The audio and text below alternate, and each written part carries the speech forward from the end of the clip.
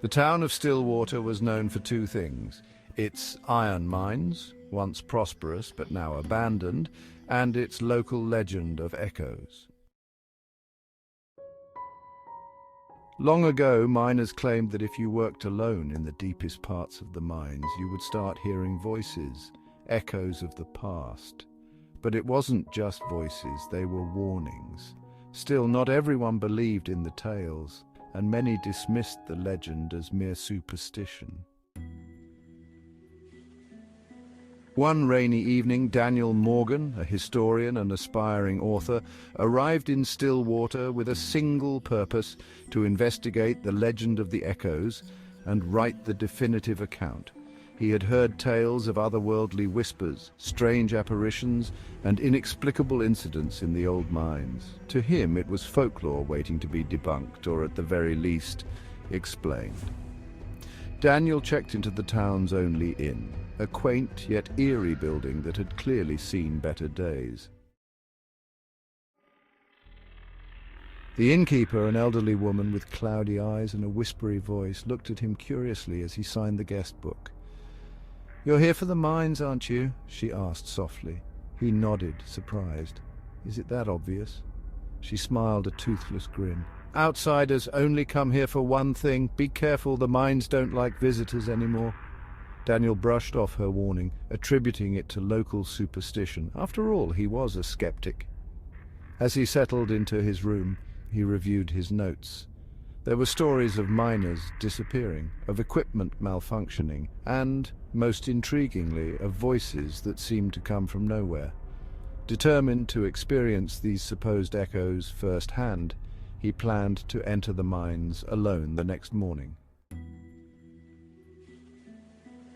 The next day, with only a flashlight, a notebook, and his recorder, Daniel ventured into the mouth of the abandoned mine. The entrance loomed like the gaping maw of some colossal beast, dark and forbidding.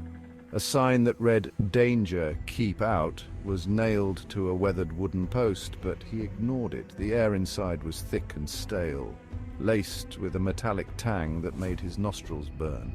With every step, the crunch of gravel underfoot echoed ominously, filling the silence that surrounded him.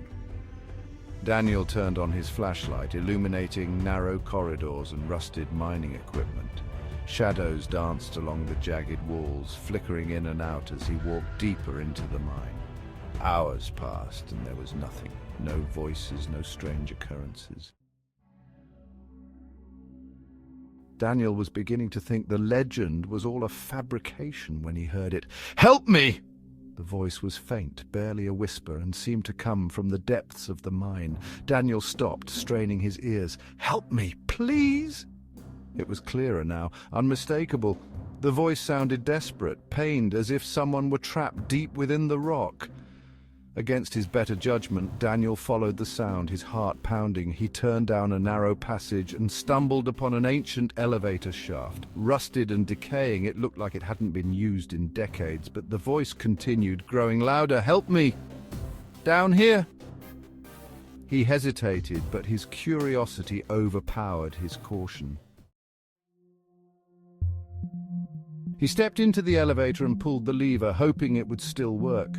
With a shudder and a groan, the old machinery sprang to life, and the elevator began its descent, deeper and deeper into the earth. As he descended, Daniel felt the temperature drop.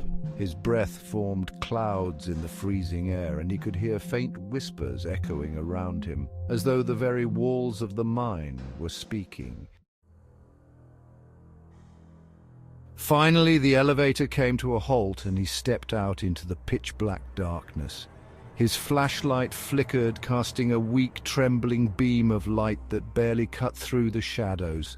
The whispers grew louder, merging into an eerie chorus of voices, each one pleading, sobbing, and screaming. "Why did you leave us? We were so close. Come closer!" His heart raced as he realized the voices were surrounding him. He tried to turn back, but the elevator shaft was gone, replaced by solid rock.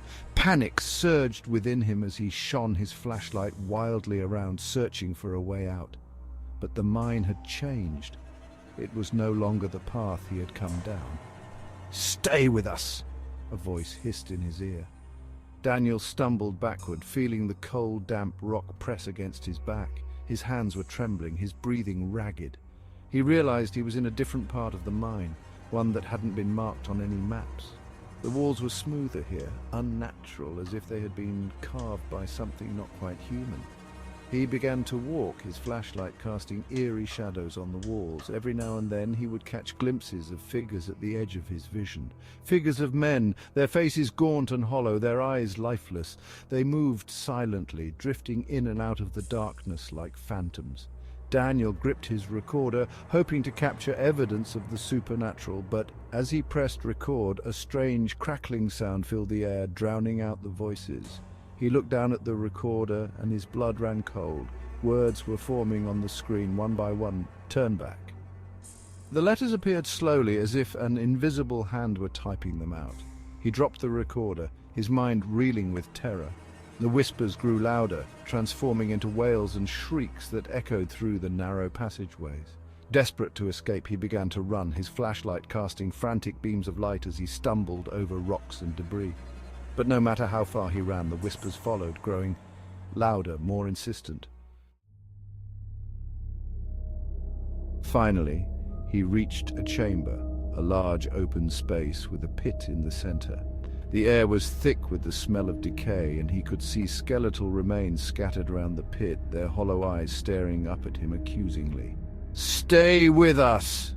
The voices chanted in unison, their tone growing darker, more menacing. "Join us!"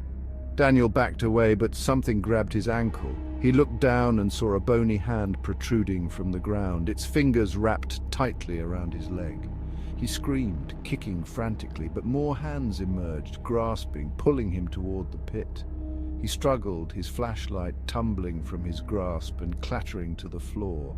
Darkness enveloped him as he felt himself being dragged inch by inch closer to the edge.